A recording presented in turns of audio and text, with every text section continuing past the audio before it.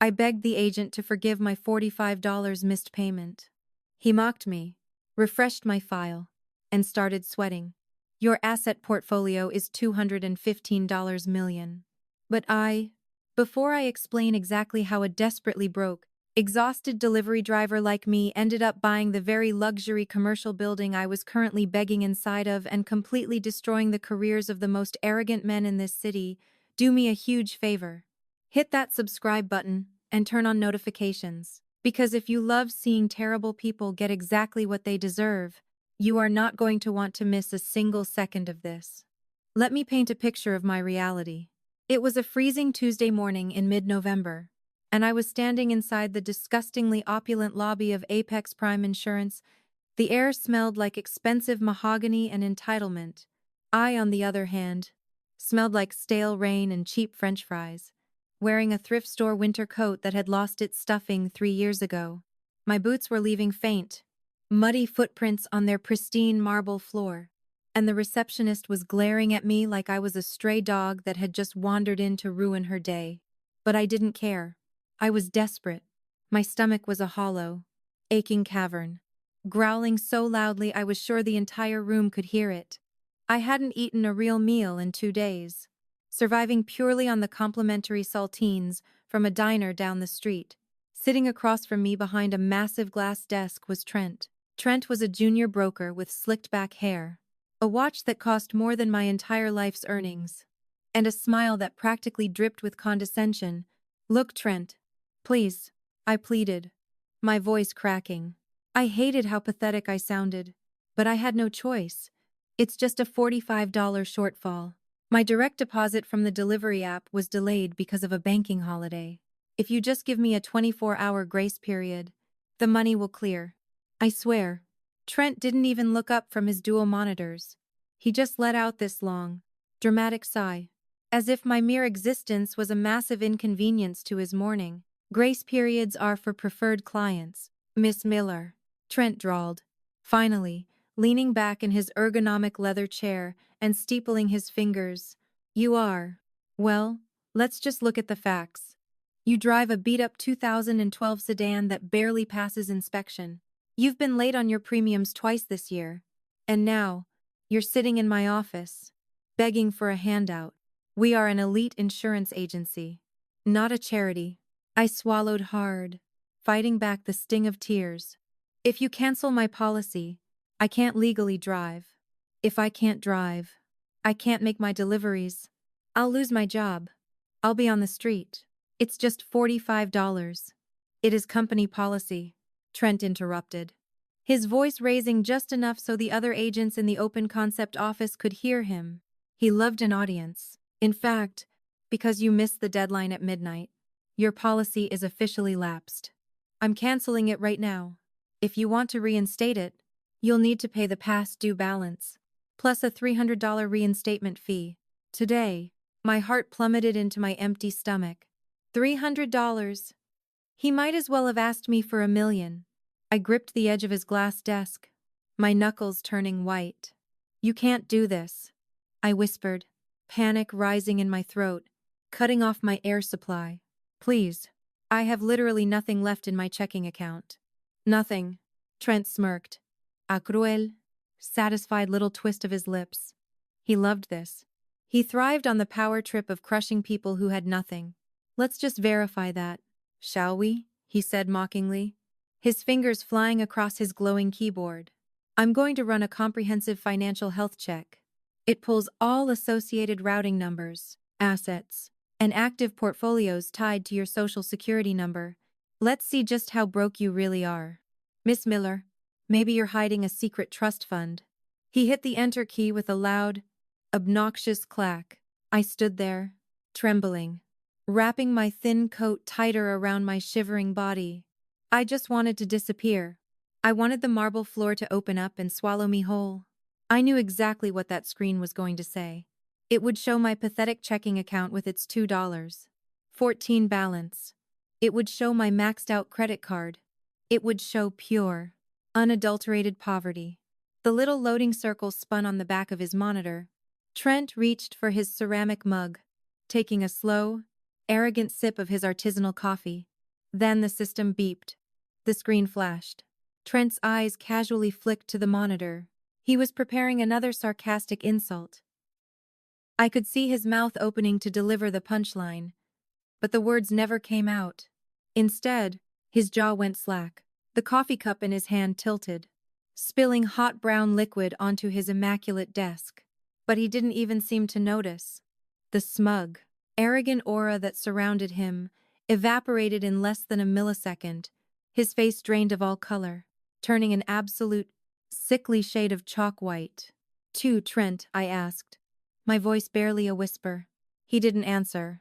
He just started sweating. Actual. Visible beads of sweat formed on his forehead. Catching the harsh fluorescent lights of the office, he blinked. Once. Twice. He violently rubbed his eyes. Leaning so close to the monitor, his nose almost touched the glass. His hands began to shake uncontrollably. This is Trent stammered, his voice suddenly sounding like a terrified little boy's. This is impossible. The system, it must be a glitch. I'm pulling the Federal Master Ledger. Wait. His trembling fingers fumbled over the keyboard. He hit refresh. The screen loaded instantly this time. Trent let out a sound that was half gasp, half choke. He slowly looked up at me. He was no longer looking at a stray dog. He was looking at me as if I were a terrifying, omnipotent deity that had just descended from the sky to judge him. "Miss Miller?" he squeaked, swallowing hard. Your global asset portfolio. It's..." He reached out with a violently shaking hand and slowly turned the monitor around so I could see it. There, under my name, my basic address, and my incredibly low credit score, was a line of bold, green text reading verified liquid assets. 215美元 432 19000. I stopped breathing. The entire office around me seemed to blur into a muted, distorted tunnel. $215 million. Now in the movies, this is the part where the broke girl smirks, flips her hair, tells the arrogant guy off, and struts out of the building like a total boss. But reality doesn't work like that. When you haven't eaten a solid meal in days, when your brain is hardwired for survival and poverty, seeing a 9-figure bank balance doesn't make you feel powerful. It makes you feel pure, unadulterated terror. My legs turned to absolute jelly. My chest tightened so violently I thought I was having a massive heart attack. Oh my God. My brain screamed in sheer panic. It's a glitch. It's a massive banking error. Or worse, my identity was stolen by a cartel. They're laundering money through my account. The FBI is going to kick down my door. I am going to federal prison for the rest of my life. I took a step back, my hands flying to my mouth. I was dizzy. The room spun wildly. I wanted to run. I needed to get out of there before the police sirens started wailing outside.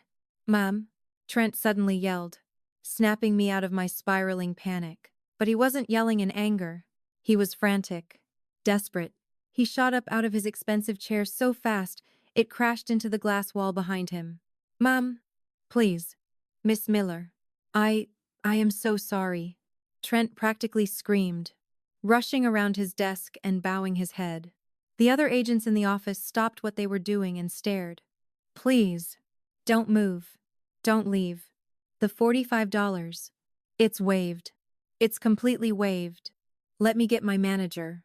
Please. Just give us a chance to serve you." I stood there, frozen, staring at the flashing green numbers, my empty stomach churning, realizing that my life was about to violently, permanently change. To understand exactly why seeing $250 million on that screen made me want to throw up instead of celebrate, you have to understand exactly what my life looked like just 72 hours earlier. It was Friday evening. I was sitting on the floor of my tiny basement-level studio apartment. And when I say apartment, I mean a damp, claustrophobic concrete box that smelled perpetually of mildew and despair. The central heating in the building had broken down 2 weeks prior, and my slumlord was conveniently dodging all of my daily, desperate voicemails. Outside, a brutal winter storm was rolling in across the city. dropping the temperature to a bone-chilling 19 degrees. Inside, I was wearing 2 pairs of threadbare sweatpants, 3 thick sweaters, and a wool beanie, wrapped tightly in a thin fleece blanket that did absolutely nothing to stop my violent, uncontrollable shivering. But the biting cold wasn't even the worst part. The absolute worst part was the hunger. Have you ever been so hungry that your stomach stops making those loud, embarrassing, growling noises and just starts cramping? A deep, twisting, visceral ache that makes your vision go dark around the edges every time you try to stand up. That was my reality. It is a primal, exhausting state of existence where your brain literally cannot focus on anything else except calories. I slowly opened my rusted kitchenette cabinet and stared at my entire food supply for the weekend. Half a box of stale, unsalted crackers and 1 single packet of generic beef ramen that had expired 6 months ago. I boiled tap water in a dented aluminum pot, poured it over the brittle noodles, and drank the salty, artificial broth as slowly as humanly possible, trying to trick my screaming brain into thinking I was actually eating a real, substantial meal. I was absolutely, unequivocally at rock bottom. My car, a rusting, silver, 2012 sedan that aggressively squealed every time I touched the brake pedal, was my only lifeline in this world. I worked 12 to 14 hours a day doing gig economy food delivery, shuttling piping hot, expensive, gourmet meals to people living in gated communities while I sat starving and freezing in my driver's seat. The smell of truffle fries and grilled steak sitting in my passenger seat used to make me cry on the drive. But earlier that week, a massive software glitch in the delivery app had completely frozen the payroll system. My weekly payout was trapped in digital limbo. I had exactly $2.14 to my name, and my auto insurance premium, a measly $45, was due by Sunday at midnight. If I lost my insurance, it was illegal for me to drive. If I couldn't legally drive, I couldn't make deliveries. If I couldn't work, I would be out on the street, dragging my bags through a blizzard. By the end of the month, desperate, terrified, and shaking, I had pulled out my cracked phone and dialed Apex Prime Insurance. I hated begging, but I had swallowed whatever tiny, pathetic shred of pride I had left. I just needed a little bit of human compassion.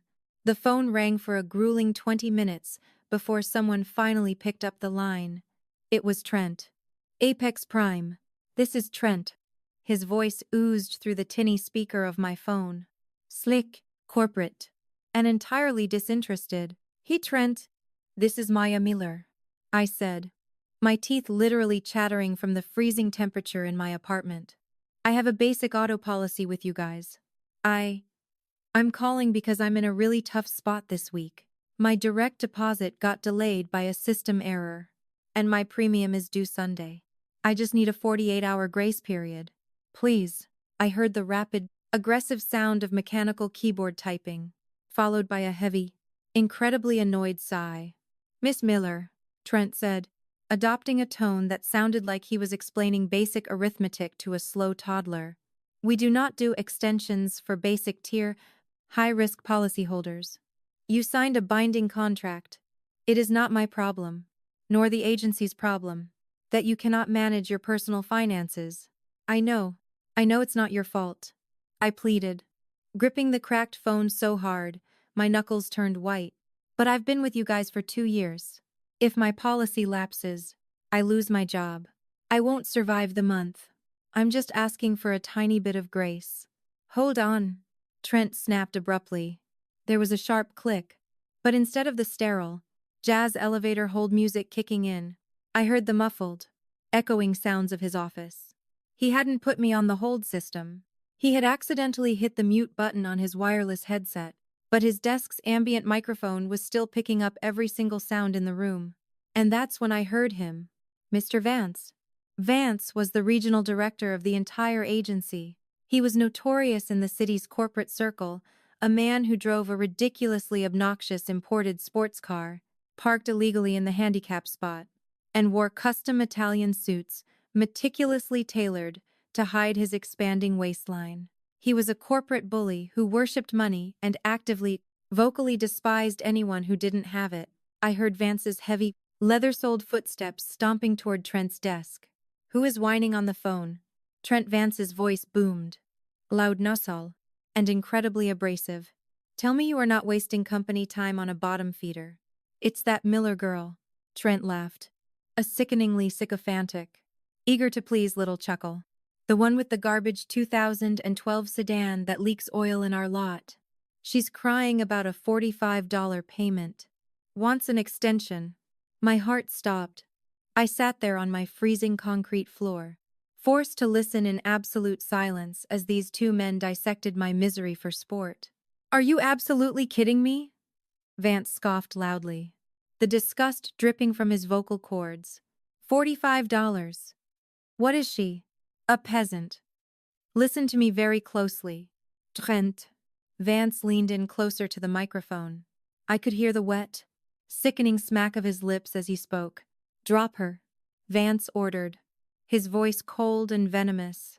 "Cancel the policy the literal second the clock strikes midnight on Sunday. Do not give her a single minute of grace. Poor clients aren't people, Trent. They're just liabilities. They ruin our conversion metrics. They bring down the prestige of this entire agency. Bleed her for the late fees. When she comes crawling back begging for reinstatement so she doesn't lose her pathetic little job, slap a $300 penalty on her file. If she can't pay it, tell her to take the bus with the rest of the trash." "You got it." Boss Trent chuckled darkly. "Consider her bled. Good. Now get off the phone and find me someone who actually has money," Vance sneered, before his heavy footsteps faded away across the marble floor. There was a rustle of plastic on the line as Trent adjusted his headset again. "Miss Miller," Trent said, instantly returning his voice to that fake, slick, customer service tone. "Unfortunately, upper management has strictly denied your request. You have until Sunday at midnight to remit payment. Have a great weekend." Click. He hung up on me. I dropped the phone. It clattered against the floor. I pulled my knees tightly to my chest, buried my face in my freezing hands, and sobbed. I sobbed until my ribs ached, my lungs burned, and I had absolutely no tears left to cry. I wasn't just broke. I was completely, utterly humiliated. I was a liability. I was a joke to them. A disposable piece of garbage they could casually crush just to pad their reinstatement metrics for a quarterly bonus. I spent the next 48 hours starving, shivering in the dark, and praying for a miracle that never came. The clock struck midnight on Sunday. My policy lapsed, exactly as Vance had commanded, which is exactly why, on Tuesday morning, I had dragged my exhausted, starving body into their pristine marble lobby to beg in person. I had walked in there fully prepared to be humiliated again, expecting to be treated like dirt on their expensive leather shoes. And they did treat me like dirt. They mocked my clothes. They mocked my car. And they mocked my desperation. Right up until the exact second Trent's computer screen pulled up my hidden financial portfolio. So when Trent suddenly jumped out of his chair, crashing into the glass wall, sweating profusely and screaming for his manager, I wasn't feeling smug. I wasn't feeling a rush of power or revenge. My brain, still operating in deep survival mode, was screaming at me to run. I was terrified of being arrested for whatever massive banking error had just occurred, but before my frozen, trembling legs could even carry me toward the exit doors, the massive mahogany doors of the corner office violently burst open. Mr. Vance came rushing out, his face completely flushed, practically sprinting across the lobby. The predator who had called me a liability just days ago was now moving toward me with a look of absolute, terrified desperation. And that's when things got really interesting. "Trent, what, in God's name, is all this screaming about, Mr. Vance barked, his heavy footsteps echoing across the marble floor as he marched out of his glass-walled corner office. "I told you to get this liability out of my lobby 10 minutes ago. She is dripping muddy water all over the—" "Sir, Mr. Vance." "Sir, look," Trent interrupted. A massive breach of protocol that made Vance's face flush purple with rage. But Trent wasn't backing down. He was frantically jabbing his trembling index finger at his computer monitor, his chest heaving as if he had just run a marathon. Vance stormed over, adjusting his silk tie, fully prepared to fire Trent on the spot. He leaned over the desk, his eyes narrowing at the glowing screen. I watched Vance's face go through the most spectacular, terrifying transformation I had ever witnessed in my entire life. First, there was irritation, then confusion, then absolute, paralyzing horror. The color literally drained from Vance's bloated face. His jaw unhinged. He pulled a pair of reading glasses from his breast pocket with violently shaking hands, shoved them onto his face, and leaned so close to the monitor his breath fogged the glass. 200, Vance whispered, his voice cracking like a dry twig. He slowly took off his glasses. He looked at Trent. Trent nodded, wiping a bead of sweat from his forehead. Vance slowly turned to face me. The venomous, arrogant predator who had ordered my financial execution just 3 days ago was suddenly looking at me with the wide predator, terrified eyes of a prey animal. "Miss Miller," Vance said, his voice dropping an octave, desperately trying to sound soothing and authoritative at the same time. He took a cautious step toward me, holding his hands up as if he were trying to calm down a ticking bomb. I don't even know what to say. There has clearly been a catastrophic, unforgivable breakdown in our communication. I instinctively took a step back, my heart pounding against my ribs like a jackhammer. My brain was still screaming. "Run, the police are coming. It's a glitch. You're going to jail." I didn't do anything. Istamel, my voice trembling. I don't know why it says that. I just came to pay the $45. I swear. I don't. Nonsense. Vance practically shouted, jumping forward to cut me off. His fake smile stretched so wide it looked painful. "You don't owe us a single dime. Miss Miller, please. You must be freezing in that, oh, vintage coat. Let us get you out of this drafty lobby." "Trent, you absolute idiot. Don't just stand there. Open the platinum suite." Before I could even process what was happening, Vance was gently, almost reverently, ushering me away from the front desk. They led me down a quiet, carpeted hallway and opened a set of heavy, frosted glass doors. The platinum suite was a room I didn't even know existed. It was absurdly luxurious. The walls were paneled in dark, rich mahogany. A massive gas fireplace roared to life in the corner, pumping glorious, intoxicating heat into the room.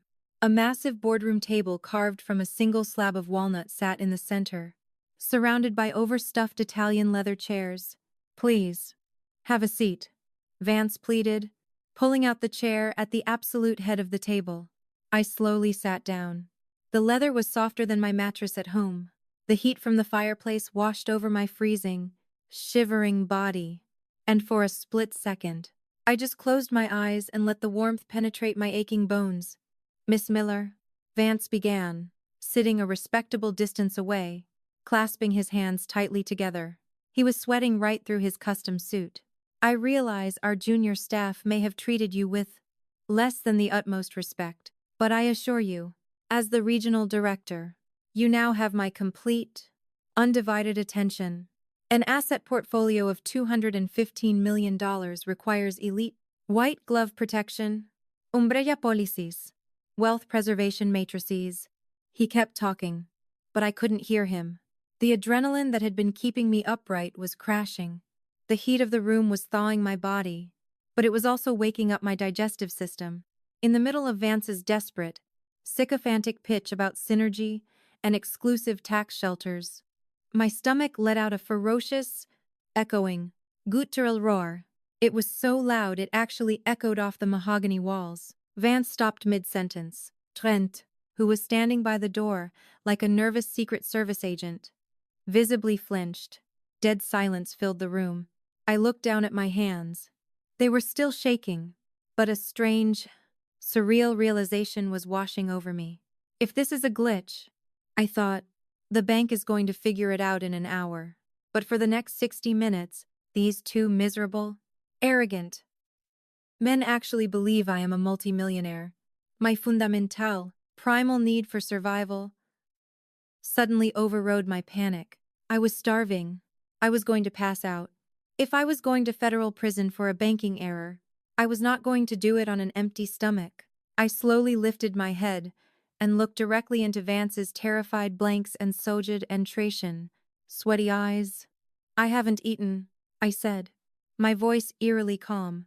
Oh, of course, Vance gasped, aggressively snapping his fingers at Trent.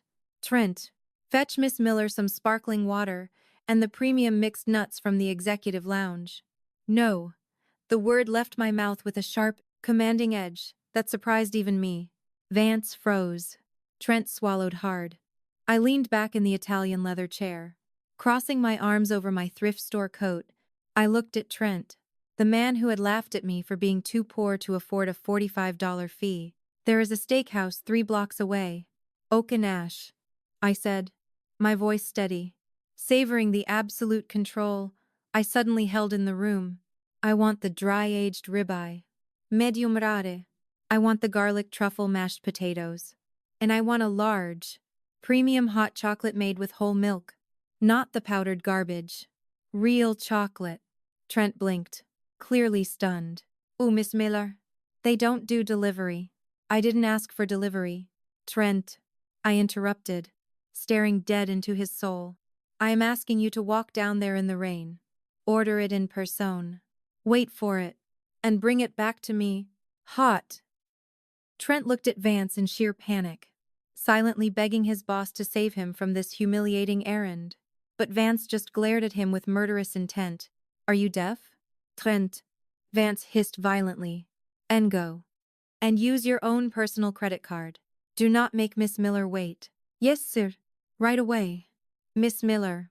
Trent squeaked. He didn't even grab his umbrella. He literally sprinted out of the glass doors and into the freezing rain, his expensive leather shoes slipping wildly on the marble lobby floor. For the next 45 minutes, I sat in silence. Vance sat across from me, too terrified to speak, occasionally dabbing his sweaty forehead with a silk handkerchief. When Trent finally burst back into the platinum suite, he looked like a drowned rat. His slicked back hair was plastered to his forehead, his suit was soaked through, and he was violently shivering. But in his hands, he carried 2 massive, heavy, beautifully branded takeout bags from Oak and Ash. He placed them on the walnut table in front of me with shaking hands. The smell hit me instantly. Charred meat, butter, roasted garlic, and rich chocolate. It was intoxicating. It was the smell of absolute salvation. I didn't offer them a bite. I didn't say thank you. I slowly unpacked the massive, perfectly cooked ribeye. I took the heavy plastic fork, cut a generous piece, and put it in my mouth. The flavor practically exploded on my tongue. The rich, savory juices, the perfect salt crust, the melting fat. It was the best thing I had ever tasted in my entire life. I closed my eyes and let out a soft groan of pure satisfaction, feeling the heavy, calorie-dense food hit my starving, hollow stomach. I opened my eyes. Trent and Vance were just sitting there, watching me chew. 2 men who, just days ago, I thought I was absolute garbage, were now sitting in terrified silence, watching a girl in a ratty thrift store coat devour a $150 steak at the head of their VIP boardroom table. I took a long, slow sip of the scalding, rich, hot chocolate, feeling it warm my chest all the way down to my toes. As I sat there, savoring the warmth, the food, and the delicious, pathetic groveling of my abusers, the panic in my chest finally began to fade. A new, terrifyingly clear thought pushed its way to the front of my mind. What if it isn't a glitch? What if the money is actually mine? I wiped my mouth with a thick linen napkin, stood up from the table, and looked down at the 2 men. I need to make a phone call, I said coldly. Don't follow me. I walked out of the platinum suite, leaving them sweating in the silence, and pulled out my cracked phone. It was time to find out exactly where $215 million had come from. I walked out of the Apex Prime Insurance building and back out into the freezing November rain. Behind me, through the massive glass windows of the lobby, I could see Trent and Vance pressing their faces against the glass, watching my every move with absolute, unblinking terror. I ignored them. I walked over to my rusting, squeaking 2012 sedan, climbed into the torn driver's seat, and locked the doors. My hands were finally steady, thanks to the massive influx of calories from the steak, but my mind was still racing at 1,000,000 miles an hour. I pulled out my cracked phone and dialed the toll-free number on the back of my debit card. I navigated the horrible, automated menus, desperately pressing 0 to speak to a human. "Thank you for calling City Metro Bank. My name is Sarah. How can I help you?" A bored voice answered. "Hi, Sarah. My name is Maya Miller. I just need someone to look at my checking account. There is a massive, incredibly large pending wire transfer, and I need to know where it came from." "All right, Miss Miller. Let me just pull up your—" Sarah stopped. I heard her draw in a sharp, sudden breath. Miss Miller. Sarah's voice completely changed. The boredom was gone, replaced by a tight, frantic panic. I am immediately transferring you to the Executive Director of Global Wealth Management. Please do not hang up." A split second later, a deep, incredibly polished voice came on the line. "Miss Miller, this is Arthur Sterling, Director of Private Wealth. I am personally locking your account down for maximum security protocols. I see the balance. I see the federal wire routing number. How can I assist you today?" "Arthur," I breathed, my knuckles turning white on the steering wheel. "Is it real? The 215 million. Is it a glitch? Is someone laundering money? Am I going to be arrested?" Arthur let out a soft, reassuring chuckle. It wasn't mocking. It was the sound of a man who handled billions of dollars before breakfast. "Miss Miller, I can assure you, with absolute certainty, this is not a glitch. The funds were wired directly from the United States Department of the Treasury. The transaction has completely cleared the Federal Reserve. The money is liquid. It is fully verified. And it is entirely, legally yours." I dropped the phone into my lap. I just sat there, listening to the rain hammer against the roof of my pathetic, leaking car. It was real. But why? Why would the federal government give a broke, starving delivery driver $250 million? I picked the phone back up. "Arthur, I need a lawyer. The best, most ruthless, high-end financial attorney in this city. I need to know exactly what triggered this wire transfer before I spend a single penny." Arthur gave me a name and an address. 30 minutes later, my squealing, rusted sedan pulled up to a towering glass skyscraper in the financial district. I walked into the plush, silent offices of Sterling, Vance and Associates, no relation to the miserable insurance manager.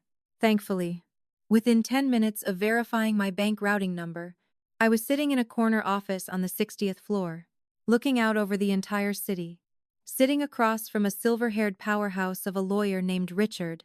Richard spent 45 minutes on the phone, utilizing extremely high-level government contacts, calling federal treasury departments, and cross-referencing encrypted wire codes. Finally, he hung up the phone.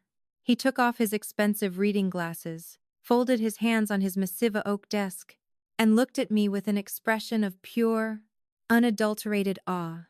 "Maya," Richard said slowly, his voice hushed, as if he were revealing the greatest secret in the world. "Do you remember a company called Aegis Cyber Defense?" I frowned, digging deep into my memory. "Aegis, yeah. Maybe 10 years ago, I was a broke computer science sophomore in college. I couldn't afford textbooks. They ran a public bug bounty program. If independent coders found vulnerabilities in their software, they paid a small reward. I found a massive loophole in their firewall logic, submitted a patch, and billed them for the $500 bounty. But they never paid me. They ignored my emails. I eventually dropped out of college because I ran out of money." Richard nodded slowly, a massive grin spreading across his face. "Well, Maya, they didn't ignore it. They implemented your exact, specific code patch into their foundational architecture. And last month, that architecture was sold and integrated into the national grid defense systems for the entire eastern seaboard." I stared at him, completely lost. "Okay, but what does that have to do with—" 3 weeks ago, Richard interrupted, leaning forward, his eyes burning with intensity. A highly sophisticated, state-sponsored hacker group launched a catastrophic cyber attack aimed at shutting down the power grid for 14 states.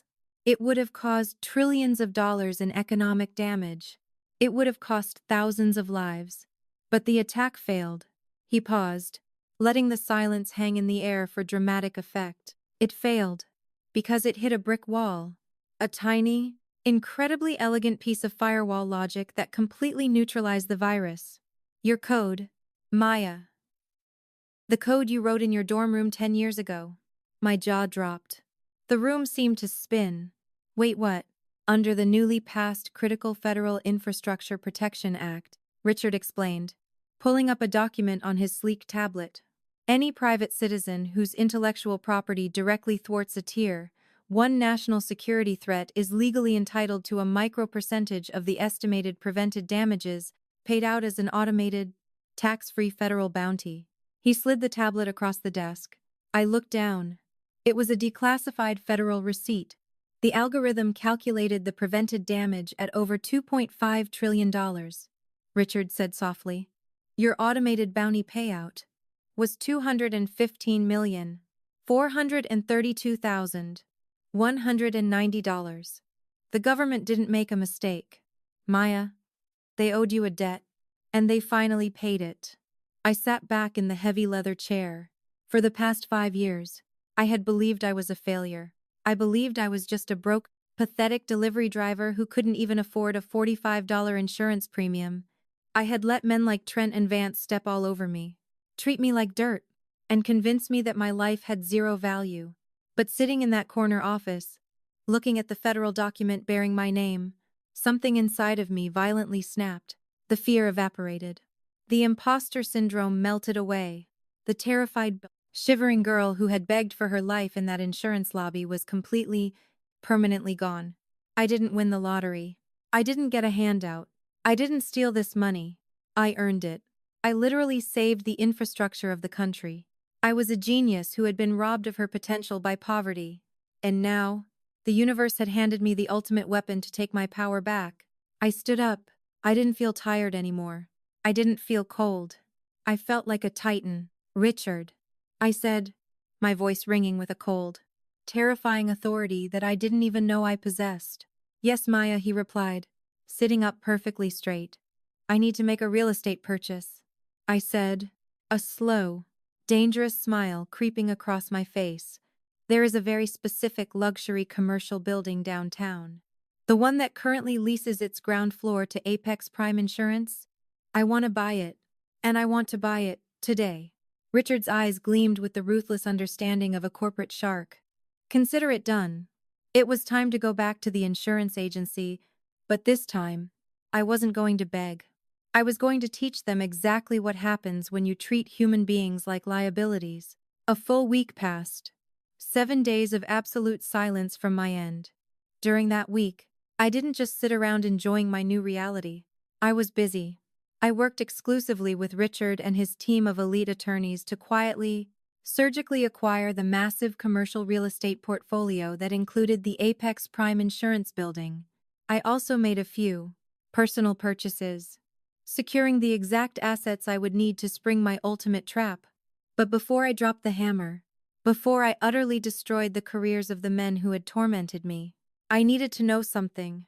I needed to know if they possessed even a single, microscopic shred of humanity. I needed to see if the sheer terror of thinking they had mistreated a billionaire had changed them, even a little bit. So I decided to give them a test. On Tuesday morning, exactly 1 week after the glitch incident, I walked back into the lobby of Apex Prime Insurance. I wasn't wearing designer clothes. I hadn't rolled up in a luxury car. I was wearing the exact same ripped, stuffing-leaking thrift store coat. I was wearing the same muddy, scuffed boots. I deliberately messed up my hair, rubbed a little dirt on my cheeks, and hunched my shoulders, perfectly adopting the posture of a broken, defeated, desperate woman. The first person I saw was the young receptionist at the front desk. Her name tag read Chloe. She looked exhausted, her eyes rimmed with dark circles, frantically typing on her computer while fielding 3 ringing phone lines.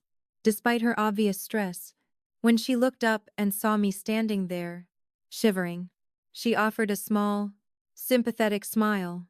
"He own," Chloe whispered softly, briefly muting her headset. "Trent and Mr. Vance are in a meeting right now." But before she could finish, the heavy glass doors of the boardroom swung open. Trent and Vance walked out, loudly laughing about a golf game, completely oblivious to my presence. I took a deep breath, channeled my inner Oscar-winning actress, and stepped directly into their path. "Trent, Mr. Vance," I said, my voice intentionally trembling. Staring at the floor, both men froze. The laughter died in their throats.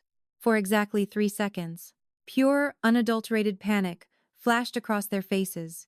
Trent instinctively took a step backward, and Vance visibly swallowed hard, nervously adjusting his silk tie. They clearly thought the billionaire had returned to execute them. "Miss Miller," Vance stammered, his voice jumping up an octave. We haven't heard from you. We were just preparing your VIP portfolio." "You don't need to do that," I interrupted, letting my shoulders slump even further. I forced a single, pathetic tear to roll down my cheek. "It's gone." Trent blinked, glancing nervously at his boss. What do you mean?" "Gone. The money," I whispered, burying my face in my hands and letting out a fake, heavy sob. It was a massive federal routing error. The Treasury Department recalled the wire transfer 3 days ago. The bank froze my account, took it all back, and hit me with an overdraft fee for the steak I made you buy. I have absolutely nothing. I'm right back to where I started." I slowly looked up at them, wiping my fake tears. I just came to see if you would reinstate my $45 basic policy. Please. I really need to drive." Silence fell over the marble lobby. The only sound was the clicking of Chloe's keyboard at the front desk, and even she had stopped typing, staring in horror at what was unfolding. I watched Trent and Vance closely. I watched the fear drain out of their bodies. I watched the realization wash over them. And then, I watched the absolute, sickening cruelty return to their eyes. Tenfold. The transformation was terrifying. Vance didn't just look relieved. He looked venomous. His face turned a deep, angry red. The veins in his neck bulged. He realized that for an entire hour last week, he had bowed down, sweated, and groveled to a woman he considered absolute trash. And his fragile, arrogant ego could not handle it. "A glitch," Vance whispered, his voice vibrating with pure rage. "A glitch. Sir, please." I whimpered, staying perfectly in character. "I just need my car insurance." "Shut up," Vance roared, his voice echoing off the high ceilings of the lobby. Several agents at their desks jumped in their seats. Trent, seeing his boss unleash his fury, immediately jumped on the bandwagon, his chest puffing out with pathetic, borrowed authority. "You absolute piece of garbage." Trent spat, stepping so close to me I could smell the stale coffee on his breath. "I ran in the freezing rain to buy you a $150 dry-aged steak. I paid for it on my personal credit card. You sat in our platinum suite and ate it while we waited on you hand and foot, knowing you were just a broke, pathetic fraud." "I didn't know," I cried out, shrinking back. "I thought it was real. Please, I'll pay you back for the steak as soon as I can. I just need—" "You'll pay him back." Vance barked a harsh, manic laugh that sent chills down my spine. "With what? You don't even belong in this zip code. You welfare liability. Do you have any idea how much money you cost this agency in wasted time? Do you know how humiliating it is for a man of my stature to wait on a filthy, uneducated delivery driver?" He turned to Trent, his eyes wild with fury. "Check her file. Did she pay the reinstatement fee?" "No, sir," Trent sneered, aggressively typing on his tablet. "She is in complete default. Then she is trespassing," Vance declared coldly, a sickening smile stretching across his face. He looked at me like I was a cockroach that had scurried across his expensive Italian shoes. "I told you last week, Miss Miller, poor clients aren't people to us. They are a disease. And I am curing this agency of you. Permanently." Vance turned toward the massive front doors and snapped his fingers loudly at the 2 burly security guards standing by the entrance. "Security." Vance yelled, pointing a shaking finger directly at my face. Get this trash out of my lobby, now. If she ever steps foot on this property again, have her arrested for criminal trespassing. The guards immediately power walked over, their faces completely stoic. One of them grabbed my arm not gently and physically spun me around toward the doors. Hey, don't touch me, I yelled, legitimately struggling against his grip. But it was no use. Throw her out in the street where she belongs. Gentlemen, Trent laughed mockingly from behind me. Have a great walk home in the rain. Miss Miller. They shoved me through the revolving doors. I stumbled out onto the wet, freezing concrete of the sidewalk, barely catching my balance before I fell into a puddle. The cold rain instantly soaked through my thin coat, chilling me to the bone. Through the glass, I could see Vance and Trent high-fiving each other, laughing hysterically at my humiliation, thoroughly enjoying the power trip of destroying a vulnerable woman. They had failed the test. Spectacularly. I stood in the rain for a moment, letting the cold water run down my face. A dark, dangerous smile finally breaking through my fake tears. Perfect, I thought. Now I can destroy you without a single ounce of guilt. But before I could turn to leave, the heavy side door of the lobby cracked open. It was Chloe, the receptionist. She was looking over her shoulder, terrified of being caught. She darted out into the rain, not even wearing a jacket, and rushed over to me. Maya, are you okay? She whispered frantically, her voice filled with genuine panic and empathy. She thrust a large, sturdy black umbrella into my hands. Then she reached into her apron and pulled out a heavy, insulated thermos. Take this, Chloe pleaded, her eyes welling up with tears. It's my personal thermos. It's full of hot coffee and cream. Please, take it. I am so sorry about them. Mr. Vance is a monster. If I didn't need this job to pay for my mom's medical bills, I would have quit months ago. Just stay safe out there. Okay. I looked at the umbrella in my hand. I looked at the warm thermos of coffee. Then I looked at Chloe, a girl who was severely underpaid, wildly overworked, and terrified of her bosses, yet still risked her livelihood to show compassion to a stranger she thought was at rock bottom. The test wasn't just for the villains. It was to find the good people trapped in the crossfire. Thank you, Chloe, I said softly, my voice completely steady now, the trembling act completely gone. I looked her dead in the eyes, a fierce, commanding fire burning in my gaze. I promise you, things are going to get much better for you. Very soon. Chloe looked confused by my sudden shift in tone. But before she could ask what I meant, Vance's voice bellowed from inside the lobby. Chloe, get back to your desk this instant. She flinched, gave me one last apologetic look, and sprinted back inside. I popped open the large black umbrella, sheltering myself from the freezing downpour. I unscrewed the thermos and took a sip of the hot, sweet coffee. It tasted like absolute victory. I pulled out my brand new Bliss-Do, top-of-the-line smartphone, dialed my lawyer's number, and watched the raindrops hit the massive glass facade of the building. Richard, I said as soon as he answered, the test is complete. Execute the final paperwork. Bring the cars. It's time to burn them to the ground. The very next morning, exactly at 8:45 a.m., the freezing rain had finally cleared, leaving the city streets crisp, bright, and blindingly cold. Inside the lobby of Apex Prime Insurance, the morning rush was in full swing.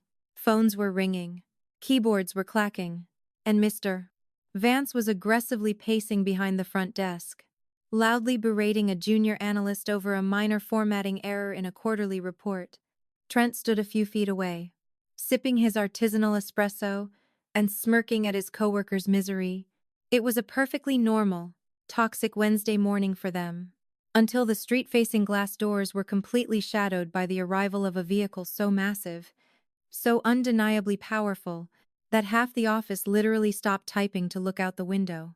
A midnight black, chauffeur-driven Rolls-Royce Phantom silently glided to a halt right at the curb, parking illegally in the executive loading zone. But that wasn't all. Directly behind it, a custom flatbed transport truck hissed its air brakes, carrying a gleaming, sapphire blue Bugatti Chiron that looked like an alien spaceship resting on carbon fiber wheels. The heavy, soundproof door of the Rolls-Royce swung open. A man in a pristine driver's uniform stepped out, opened a massive black umbrella, even though it wasn't raining, and held it over the rear passenger door. I stepped out onto the concrete. I was not wearing a thrift store coat. I was draped in a bespoke charcoal gray Tom Ford suit tailored so sharply it could cut glass. My hair was professionally styled. My makeup was flawless. And on my left wrist sat a platinum Patek Philippe watch that cost more than the average American home. I slid on a pair of dark, angular designer sunglasses and walked toward the entrance. The moment I pushed through the heavy revolving doors of Apex Prime Insurance, the clicking of my red-soled Louboutin heels echoed across the marble like gunshots. The lobby fell into an absolute, deathly silence. Clue. The receptionist dropped the phone receiver. It dangled off the edge of her desk, emitting a faint dial tone. Trent lowered his espresso cup so slowly that his hands began to shake. Mr. Vance, who had been mid-sentence yelling at the analyst, slowly turned around. His mouth hung open. His eyes darted from my diamond earrings to my bespoke suit and out the window to the hypercar parked on the flatbed truck. He didn't even recognize me for the first 5 seconds. I slowly reached up and pulled off my sunglasses. "Good morning, gentlemen," I said, my voice smooth, cold, and carrying an absolute, undeniable authority. Trent dropped his ceramic cup. It shattered into a dozen pieces against the marble floor, splashing hot coffee all over his expensive leather shoes. He didn't even blink. Miss," Miller Vance whispered, all the blood instantly draining from his bloated face, leaving him looking like a sick ghost. "I have a rather urgent problem." "Mr. Vance," I said, casually walking toward his desk, completely ignoring the stunned stares of the 50 employees watching us. "You see, my legal team recently finalized the acquisition of a rather extensive fleet of hypercars. Paganis, Bugattis, Koenigseggs. The dealership refuses to release them to my private garage without a platinum-tier commercial umbrella policy. I need your absolute best, most comprehensive coverage, and I am willing to pay the premium up front, in cash, for exactly 3 seconds." Vance's brain completely short-circuited. He looked at me, then at the Bugatti outside, then back to me, and then the most disgustingly predictable thing happened. His sheer, unadulterated greed completely overrode his confusion and fear. His mind desperately spun a narrative to justify what was happening. He must have assumed yesterday was the test, or the bank had fixed the error and given me the money back. The why didn't matter to him anymore. All he saw was a walking, talking commission check that could secure his retirement. The arrogant, cruel monster vanished, instantly replaced by a groveling, pathetic servant. "Miss Miller," Vance suddenly gasped, forcing a massive, sickeningly bright smile onto his face as he practically shoved Trent out of the way to get closer to me. "I knew it. I told Trent just this morning," I said. "Trent, there has to be a massive misunderstanding. Maya is a VIP. Please, please, let me apologize for the confusion yesterday. We were just following corporate protocol. You understand?" "Of course," I replied, my face a mask of polite indifference. "Business is business." "Exactly. Business is business." Vance laughed hysterically, clapping his hands together. "Trent, you absolute moron. Get a mop for this coffee. Miss Miller, please, come into the Platinum Suite. I can draft a multi-million-dollar umbrella policy for your hypercars right here, right now. We can cover the entire fleet by noon. There's no need for the suite," I said softly, resting my designer leather briefcase on the glass surface of the front reception desk. "We can do this right here, in front of everyone. Whatever you want. You are the boss." Vance practically cheered, pulling out an incredibly thick, gold-embossed insurance contract from a drawer. He laid it on the desk and uncapped a heavy Mont Blanc fountain pen, offering it to me with both trembling hands. "Just sign right here on the dotted line, Miss Miller, and your entire fleet is fully protected. We are so honored to have you back at Apex Prime. I looked at the pen. I looked at Vance, who was practically panting like a dog waiting for a treat. I'm afraid there's been a slight miscommunication. Vance, I said, my voice dropping to a terrifying, icy whisper. I didn't take the pen. Instead, I unlatched my briefcase. The heavy metallic click echoed in the silent lobby. I pulled out a thick, legal-sized document bound in heavy black leather. It bore the official, embossed gold seal of the city assessor's office. I slid it across the glass desk, right over his insurance contract. I didn't come here to buy insurance, I said. Vance blinked in confusion. He slowly lowered the pen. He looked down at the document, his brow furrowed as he read the bold, capitalized text at the top of the page. Warranty, deed, and transfer of commercial title property. 400 Financial Plaza Apex Prime Tower. Sole proprietor. Humiliate. I watched the exact millisecond his brain comprehended what he was looking at. His eyes widened so far I thought they would pop out of his skull. His breathing stopped completely. His knees actually buckled slightly, forcing him to grip the edge of the glass desk just to stay standing. No, Vance choked out, shaking his head, looking frantically from the paper to my face. This is the deed to this building. You bought the building. I bought the building. I confirmed. A dark, incredibly satisfying smile finally breaking across my face. I leaned in slightly, lowering my voice. So only he, Trent, and Chloe could hear. You see, Vance, I was looking over the tenant roster for my new property this morning, and I noticed a massive problem. I have a mid-level insurance agency taking up my premium ground floor lobby, and honestly I took a look at the facts. I paused, letting the silence hang, twisting the knife. You guys are just, well, your liabilities, I whispered, throwing his exact, venomous word right back into his face. Vance flinched as if I had physically slapped him. Trent, standing behind him with a mop, looked like he was about to vomit. You bring down the prestige of my entire building, I continued, my voice growing colder, louder, echoing across the lobby for every single employee to hear. Poor tenants aren't people to me. Vance, they're a disease. And honestly, having a pathetic, bottom-feeding agency like Apex Prime in my lobby is just bad for my image. So I'm curing this property of you. Permanently. Maya Miss Miller. Please. Vance begged, tears of sheer panic welling up in his eyes. His arrogant facade had completely shattered. He was a broken, terrified old man. We have a 10-year lease. You can't do this. I'll lose my franchise. I'll be ruined. My lawyers found a morality clause in your lease. I replied coldly, tapping the thick document. Harassment of civilians on the premises is grounds for immediate, unilateral termination, which is exactly what you did to me yesterday. On camera, I looked at the Rolex on my wrist. It is currently 8:52 a.m., I announced, raising my voice to absolute maximum authority. You have exactly 60 minutes to pack your pathetic lives into cardboard boxes and get out of my building. Vance let out a horrific, guttural sob, burying his face in his hands.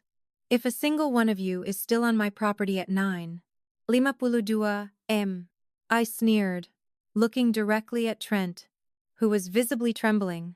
I will have my private security drag you out into the street, and I will have you arrested for criminal trespassing. Now get out. The next 60 minutes were an absolute masterpiece of chaotic beautiful panic. I sat comfortably in one of the plush, imported leather chairs in the center of the lobby, casually sipping an artisanal espresso that my driver had fetched for me.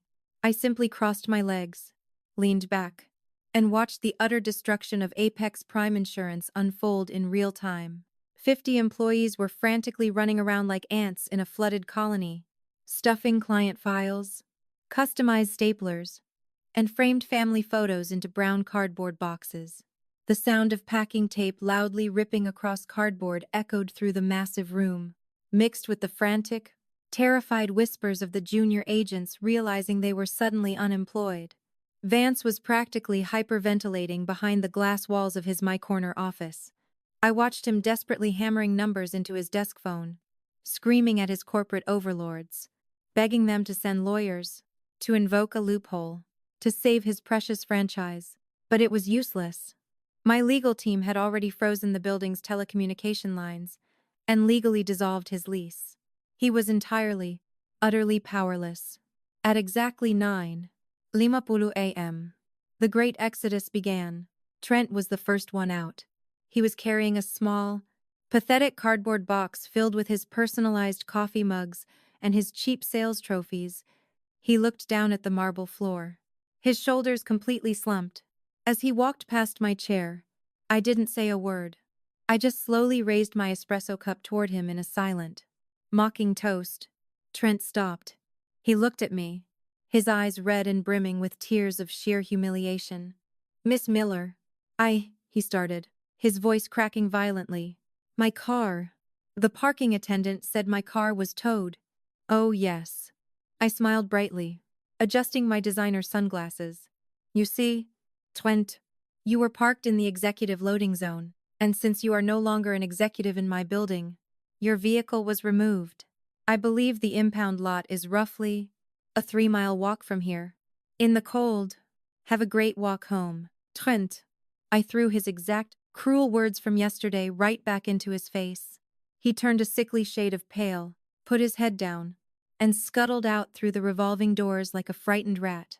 Vance followed shortly after, the arrogant, untouchable regional director. The man who loved to call poor people liabilities now looked like a deflated, broken balloon. His custom suit was wrinkled, his silk tie was undone, and he was sweating profusely as he hauled a massive box of his belongings toward the exit. He stopped a few feet away from me. He opened his mouth, perhaps to beg for mercy one last time, or perhaps to hurl one final, desperate insult. But he looked into my eyes, saw absolutely zero sympathy, and swallowed his words. He pushed through the doors, stepping out into the harsh, freezing city wind, officially jobless and humiliated.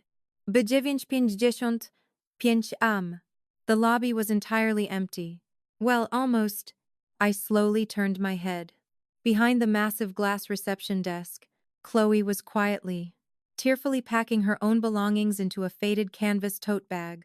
She was trying so hard to be quiet, sniffing softly and wiping her eyes with the back of her sweater sleeve.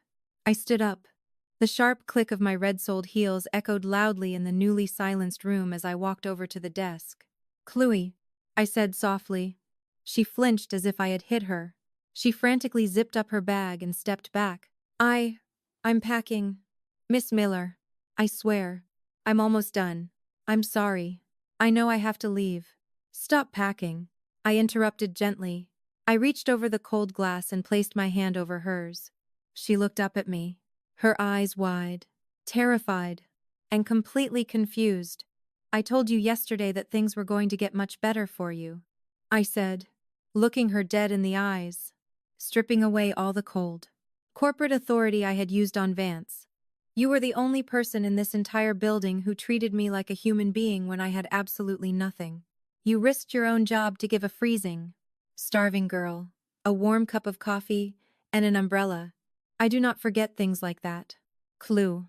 I reached into the inner pocket of my tailored suit, pulled out a crisp, gold-embossed business card, and slid it across the desk toward her. "I have $215 million sitting in multiple accounts. I have a rapidly expanding commercial real estate portfolio, and I have absolutely zero desire to do the day-to-day administrative paperwork." I smiled warmly. "I need a personal wealth manager. Someone with a good heart, someone who actually understands the value of a dollar and knows what it's like to struggle." Chloe stared at the gold lettering on the card, her breathing hitching. "You start tomorrow," I continued. "Your starting salary will be exactly triple whatever Vance was paying you. You get a company car, a flexible schedule, and I am putting you and your mother on my platinum-tier medical insurance plan. Her bills are completely covered. Starting right now. Do we have a deal?" Chloe just stared at me. Her hands flew to her mouth. For a full 10 seconds. She couldn't even form a coherent word. And then, she completely broke down. Loud, heavy, incredibly happy sobs tore from her chest. She didn't offer a professional handshake. Instead, she rushed around the glass desk and wrapped her arms around my neck in a massive, crushing hug, crying tears of pure, absolute relief onto the shoulder of my Tom Ford suit. I hugged her back tightly, knowing that I had just changed her life forever. That was exactly 6 months ago. Today, my life is so beautifully unrecognizable that sometimes I still think I'm dreaming. I don't wake up shivering on the floor of a damp, concrete basement anymore. I wake up in a sprawling, multi-million-dollar penthouse suite, wrapped in silk sheets, with floor-to-ceiling windows overlooking the skyline of the city I now practically own. I never look at the prices on a menu. I never eat expired ramen. I never have to calculate the exact tax on a gallon of gas just to make sure my debit card won't decline. My rusted, squealing 2012 sedan was crushed at a junkyard, replaced by a quiet, incredibly warm, chauffeur-driven luxury SUV.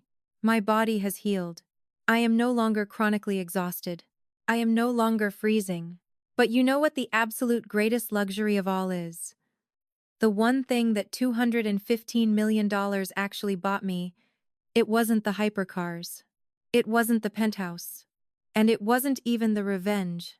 It was the peace, the absolute, unshakable, deeply psychological peace of knowing that I am safe. The knowledge that no man in a cheap suit will ever look down on me again. I will never have to beg for my survival. I will never, ever be a liability to anyone in this world. Ever again. So that's the story of how a desperately broke delivery driver used a $45 missed insurance payment to buy a skyscraper and destroy the most arrogant men in the city. But right now, I want to turn this over to you guys. Imagine you wake up tomorrow morning. You open your banking app on your phone, and you see a verified completely legal, tax-free $215. Millions sitting right there in your checking account. What is the very first petty thing you would do? Who is the very first person you would flex on to get your ultimate revenge? Let me know exactly what you would do in the comments below. I read every single one of them. If you loved this story and want to hear more insane tales of instant karma and massive wealth, do me a huge favor. Smash that like button, hit subscribe, and turn on the notification bell so you never miss a video. Stay wealthy, stay petty, and I will see you guys in the next story.